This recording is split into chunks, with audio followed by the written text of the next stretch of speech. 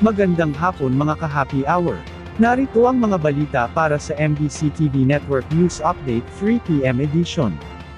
Contingency measures nakahanda kung sadyang isadsad ng China ang mga barko sa WPS. Tiniyak ng isang mataas na opisyal ng Philippine Navy nitong Martes na may mga nakahandang appropriate contingency measures ang militar sakaling sadyang isadsad ng mga barkong pandagat ng China ang kanilang mga sasakyang pandagat sa West Philippine Sea.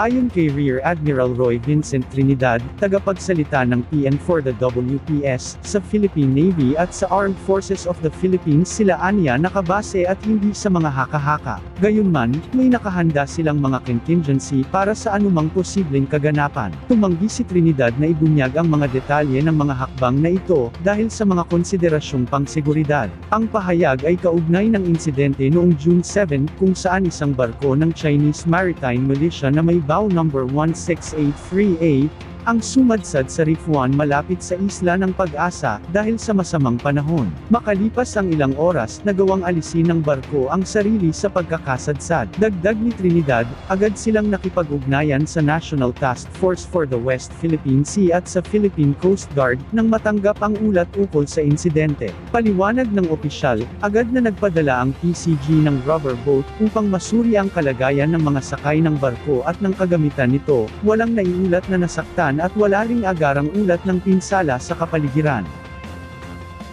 Samantala, House Prosecution Panel, magpupulong pa kaugnay sa desisyon ng Senado, ibalik sa Kamara ang Articles of Impeachment. Pagpupulungan pa ng House Prosecution Panel ang kanilang magiging hakbang matapos magdesisyon ang mayorya ng Senate Impeachment Court na ibalik sa Kamara ang Articles of Impeachment.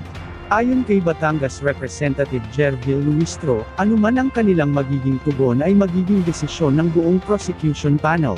Ayon kay Luistro, magpupulong muna sila para pag-usapan ang kanilang magiging susunod na hakbang. Sa panig naman ni Manila Representative Joel Chua, sinabi nitong nalulungkot sila sa naging hakbang ng Senado, na maliwanag na paglabag sa saligang batas. Giit ng kongresista, wala sa mandato ng mga senador ang mag-file at magdesisyon sa ganitong klaseng mga motion. At yan ang mga balita para sa MBC TV Network News Update 3 PM edition. Abangan ang mga susunod na balitaan mamaya para sa 4 PM edition.